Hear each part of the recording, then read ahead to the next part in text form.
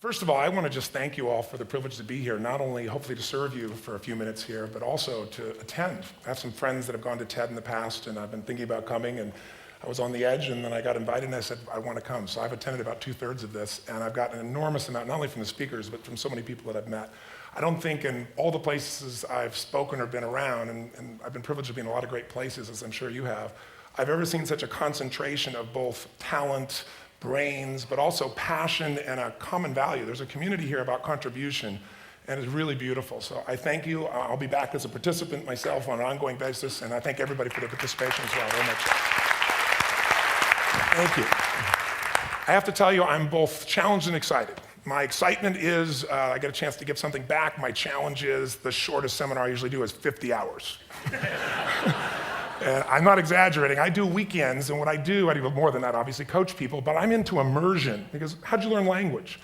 You didn't learn it by just learning principles. You got in it, and you did it so often that it became real. And my stuff isn't pre-programmed. You know, something happens in the room, I ask a question, and I play off what's going there. And 17 minutes, that's not gonna happen. I know we're gonna put the principles across, and I'm beyond respectful to the format, and I've gotten great value from it, although Lisa Randall, I felt very tough for how to explain Einstein's theories in 18 minutes. To make sure that you're served, though, because I really came here to serve, is I put some tapes in your box, but I want you to know that if you want to use net time, I call it no extra time to learn some of these things and use them at a deeper level. If you call my office and you're from TED, you're on the list, you can get any product I have, there's no charge for it. And if you ever want to come to a seminar, I'd love to have you as my guest as well for something in more depth. So my gift to you, please. Thank you. Thank you. So, the race begins. I've probably put a lot in here because I really want to try and serve you, and I hope it doesn't just sound like philosophy since we can't do the interaction at the same level, although I hope you'll participate with me a bit. The bottom line of why I'm here is that I'm really in a position, I'm not here to motivate you, obviously, you don't need that. And a lot of times that's what people think I do, and it's the furthest thing from it. What happens though is people say to me, well, I don't need any motivation. And I say, well, that's interesting, that's not what I do. I'm the why guy. I want to know why you do what you do. What is your motive for action?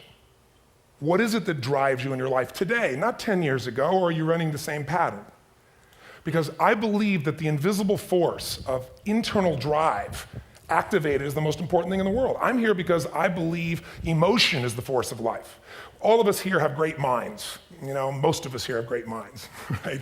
I don't know if I'm in the category, but we all know how to think. And with our minds, we can rationalize anything, we can make anything happen. We can, I agree with what was described a few days ago about this idea that people work in their self-interest, but we all know that you don't work in your self-interest all the time. Because when emotion comes into it, the wiring changes in the way it functions.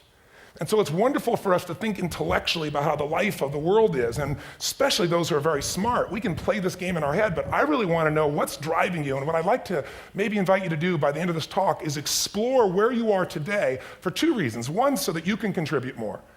And two, so that hopefully we can not just understand other people more, but maybe appreciate them more and create the kinds of connections that can stop some of the challenges that we face in our society today. They're only going to get magnified by the very technology that's connecting us, because it's making us intersect. And that intersection doesn't always create the view of everybody now understands everybody and everybody appreciates everybody. So I've had an obsession basically for 30 years. And that obsession has been what makes the difference in the quality of people's lives? What makes a difference in their performance? Because that's what I got hired to do. I got to produce the result now. That's what I've done for 30 years. I get the phone call when the athlete is burning down on national television and they were ahead by 5 strokes and now they can't get back on the course. And I got to do something right now to get the result or nothing matters. I get the phone call when the child is going to commit suicide, and I got to do something right now. And in 29 years, I'm very grateful to tell you I've never lost one in 29 years. It doesn't mean I won't someday, but I haven't done it. And the reason is an understanding of these human needs that I want to talk to you about. So when I get those calls about performance, that's one thing, like how do you make a change? But also, I'm looking to see what is it that's shaping that person's ability to contribute, to do something beyond themselves. So maybe the real question is, I look at life and say there's 2 master lessons. One is there's the science of achievement, which almost everyone in this room has mastered to an amazing extent. That's how do you take the invisible and make it visible, right? How do you take what you dream about and make it happen, whether it be your business, your contribution to society, money, whatever it is for you, your body, your family. But the other lesson of life that is rarely mastered is the art of fulfillment. Because science is easy, right? We know the rules, you write the code, you follow those, and you get the result. Once you know the game, you just, you up the ante, don't you? But when it comes to fulfillment, that's an art. And the reason is it's about appreciation and it's about contribution. You can only feel so much by yourself. So I've had an interesting laboratory to try to answer the question of the real question, which is what's the difference in somebody's life if you look at somebody like those people that you've given everything to, like all the resources they say they need. You gave them not a $100 computer, you gave them the best computer. You gave them love, you gave them joy, you were there to comfort them. And those people very often, and you know some of them I'm sure, end up the rest of their life with all this love, education, money, and background, spending their life going in and out of rehab. And then you meet people that have been through ultimate pain. Psychologically, sexually, spiritually, emotionally abused, and not always, but often they become some of the people that contribute the most to society. So the question we got to ask ourselves really is, what is it? What is it that shapes us? And we live in a therapy culture. Most of us don't do that, but the culture is a therapy culture. And what I mean by that is the mindset that we are our past.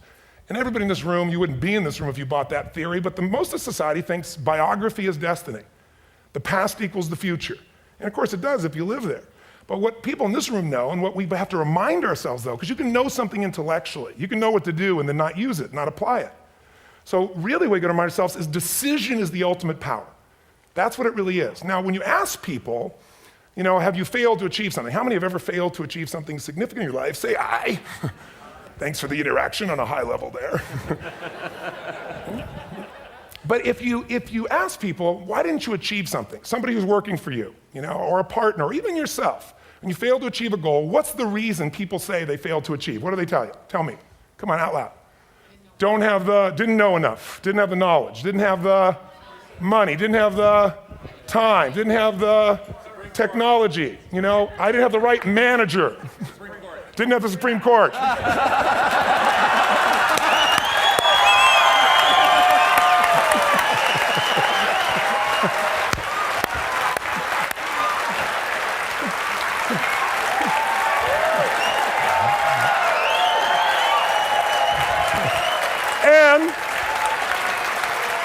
And what do all those, including the Supreme Court, have in common? They are a claim to you missing resources. And they may be accurate. You may not have the money, you may not have the Supreme Court, but that is not the defining factor.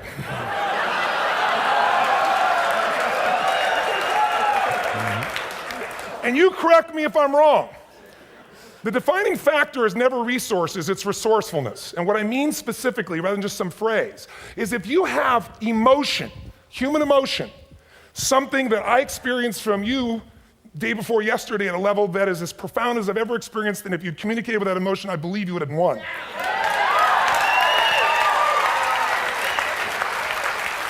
But how easy for me to tell him what he should do.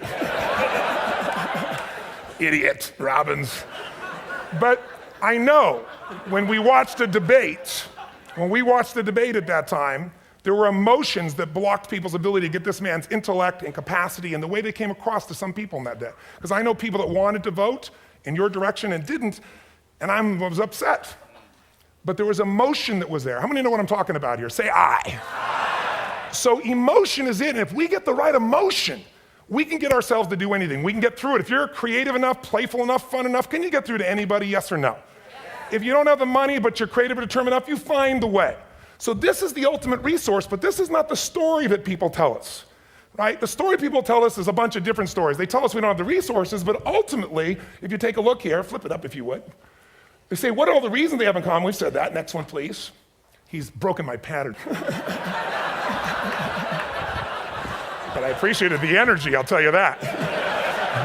What determines your resources? We've said decisions shape destiny, which is my focus here. If decisions shape destiny, what determines it is 3 decisions. What are you going to focus on? Right now, you have to decide what you're going to focus on. In this second, consciously or unconsciously, the minute you decide to focus on something, you got to give it a meaning.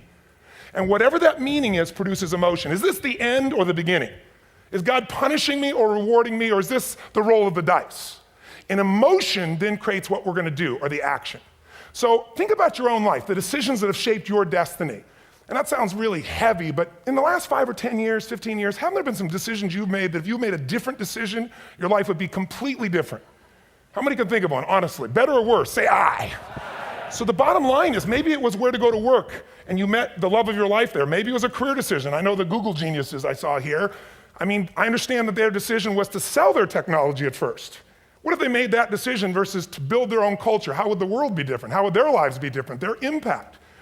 The history of our world is these decisions. When a woman stands up and says, no, I won't go to the back of the bus, she didn't just affect her life. That decision shaped our culture.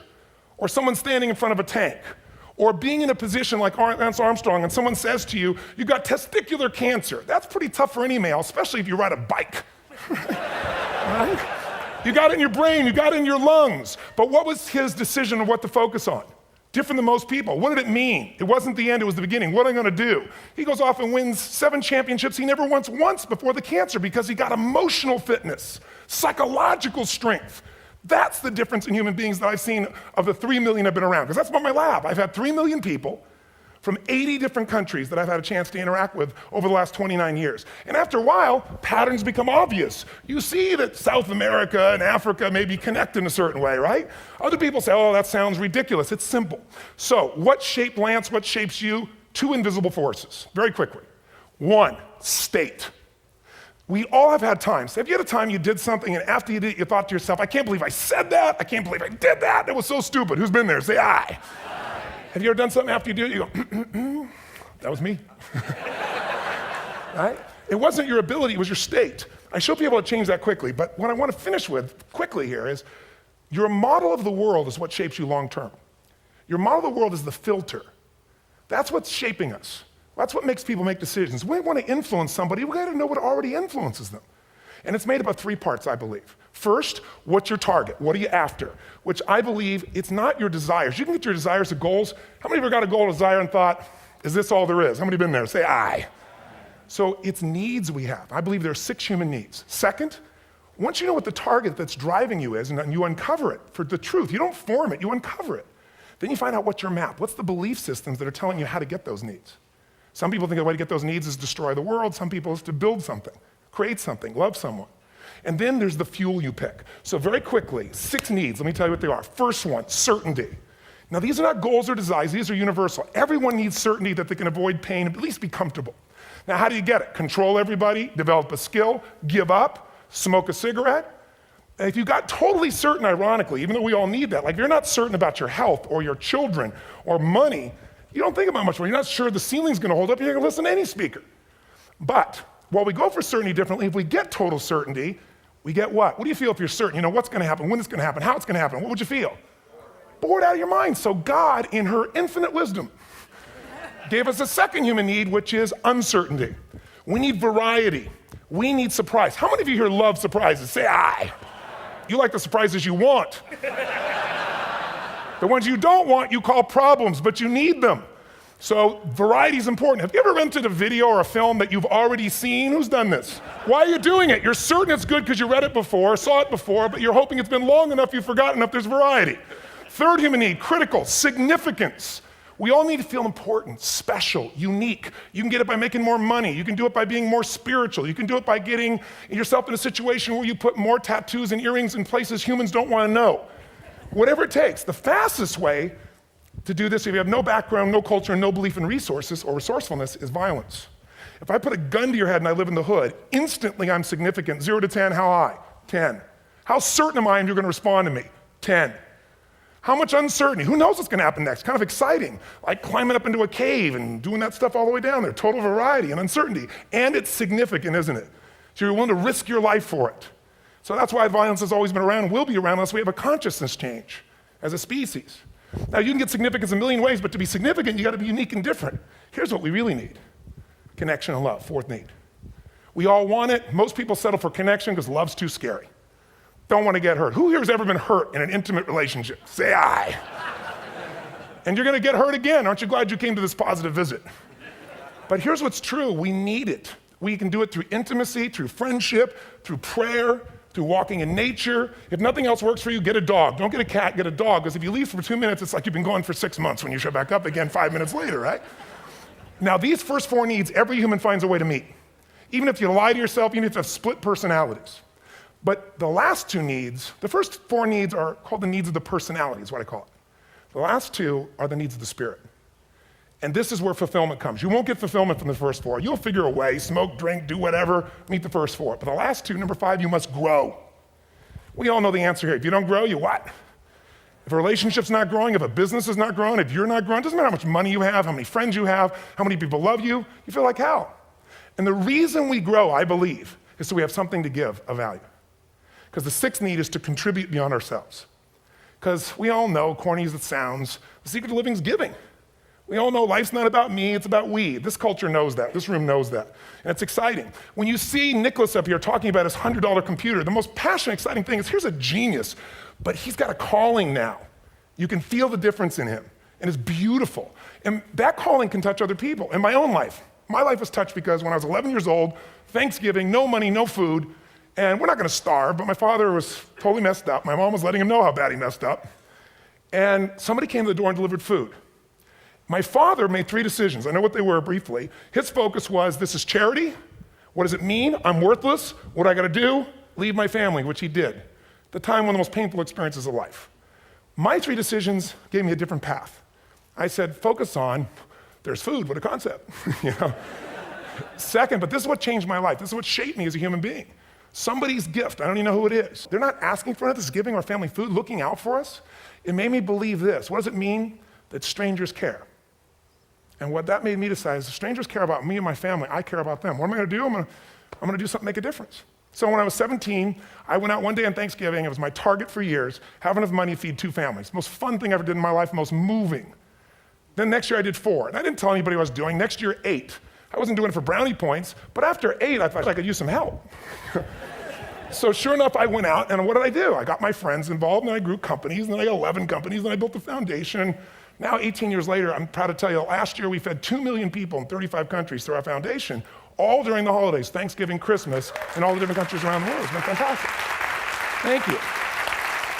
So I don't tell you that to brag, I tell you because I'm proud of human beings because they get excited to contribute once they've had the chance to experience it and not talk about it.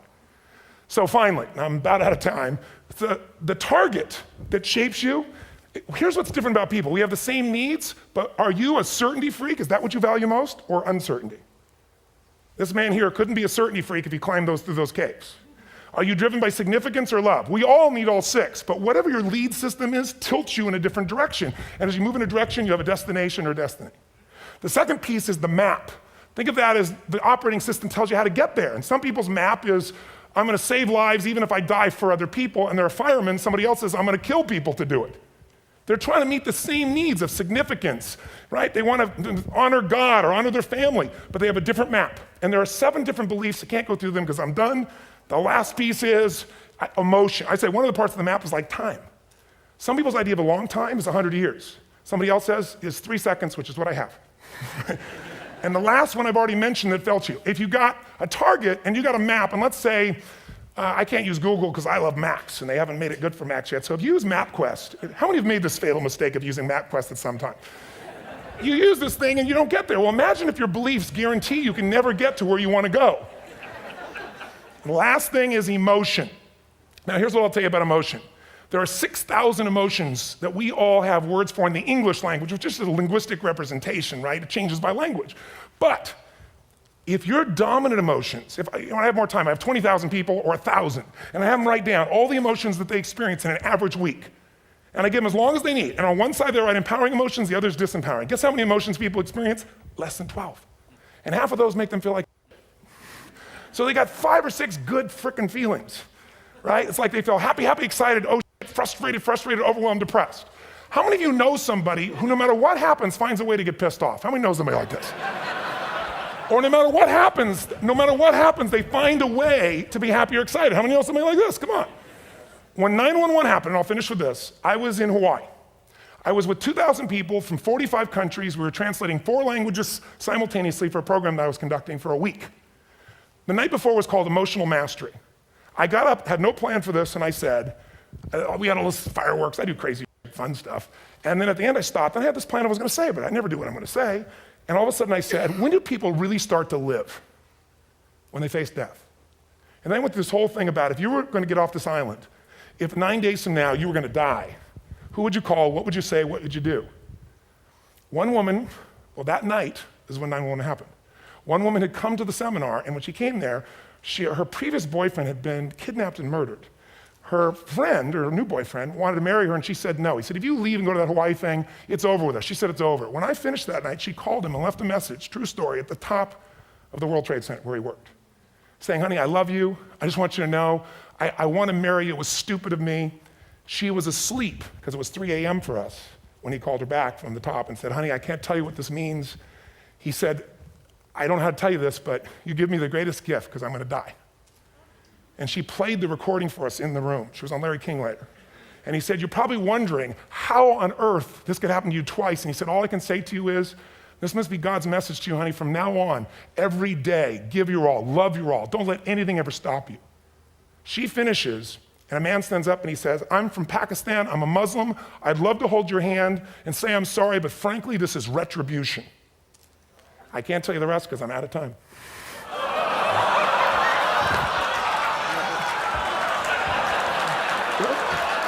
Are you sure? Finish the story. 10 seconds. 10 seconds. No, I want to be respectful. 10 seconds. All I can tell you is I brought this man on stage with a man from New York who worked in the World Trade Center, because I had about 200 New Yorkers there. More than 50 lost their entire companies, their friends, marking off their Palm Pilots. One financial trader, this woman made of steel, bawling. 30 friends crossing off that all died. And what I did to people said, what are we going to focus on? What does this mean, and what are we going to do? And I took the group and got people to focus on, if you didn't lose somebody today, your focus is going to be how to serve somebody else. There are people, there was one who got up, she was so angry and screaming and yelling. Then I found she wasn't from New York, she's not an American, she doesn't know anybody here. I said, you always get angry. She said, yes. Guilty people got guilty, sad people got sad. And I took these two men and did what I call an indirect negotiation. Jewish man with family in the occupied territory, some New York who would have died if he was at work that day, and this man who wanted to be a terrorist, and made it very clear.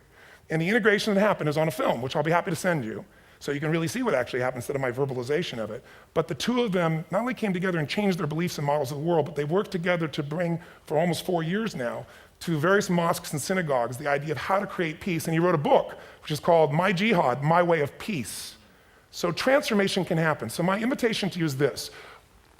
Explore your web, the web in here. The needs, the beliefs, the emotions that are controlling you, for 2 reasons. So there's more of you to give. Achieve too, we all want to do it, but I mean give, because that's what's going to fill you up. And secondly, so you can appreciate, not just understand, that's intellectual, that's mind, but appreciate what's driving other people. It's the only way our world's going to change. God bless you, thank you, I hope this will serve. Tony Robbins.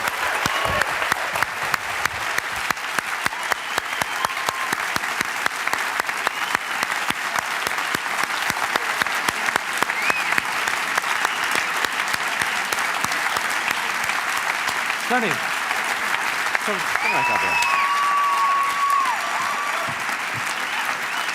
You gotta just recognize it. Thank you very much. Thank you.